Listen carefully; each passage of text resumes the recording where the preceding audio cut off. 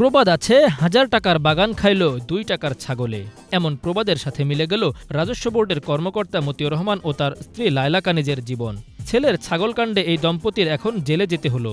কথায় আছে, পাপ বাপকেও ছাড়ে না। তেমনি দশা হলো এই সাবেক সরকারি কর্মকর্তা ও সাবেক উপজেলা চেয়ারম্যানের, যারা অবৈধভাবে গড়ে তুলেছিল সম্পদের পাহাড়, যে সম্পদের কথা জানতে বাকি নেই গোটা দেশের মানুষের। মোহাম্মদ মতিউর রহমান দুর্নীতির মাধ্যমে যে অবৈধ সম্পদ অর্জন এবং অর্থ পাচারের বিরুদ্ধে একটি অভিযোগ আমাদের দুর্নীতি দমন কমিশনে পাওয়া গেছে। এ দম্পতির বিরুদ্ধে রয়েছে একাধিক মামলাও। সবশেষ তাদের বিরুদ্ধে 3টি মামলা দায়ের করেছে দুর্নীতি দমন কমিশন দুদক। মতিউর রহমান ও তার প্রথম স্ত্রী লায়লা কানিজ ও ছেলেমেয়ের বিরুদ্ধে 124 কোটি টাকার অবৈধ সম্পদ অর্জন ও সম্পদের তথ্য গোপনের অভিযোগে মামলাগুলো দায়ের করে দুদক। সেই মামলায় ছাগলকাণ্ডের আলোচিত এনবিআরের সাবেক সদস্য মতিউর রহমান ও তার স্ত্রীকে মঙ্গলবার রাতে রাজধানীর বসুন্ধরার পাশে ভাটারা থেকে গ্রেফতার করে ডিবি পুলিশের একটি টিম।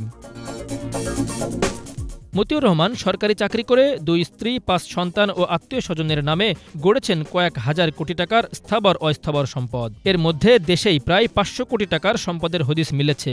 ঢাকা, গাজীপুর, সাভার, নরসিংদী ও বরিশাল সহ দেশের বিভিন্ন জায়গায় বাড়ি, জমি, ফ্ল্যাট ও প্লট রয়েছে সরকারি এ কর্মকর্তার। এছাড়াও সরকারি বেসরকারি ব্যাংকে নিজের এবং পরিবারের সদস্যদের নামে এফডিআর ও শেয়ার বাজারে নিজ নামে অর্ধশত কোটি টাকা বিনিয়োগও রয়েছে।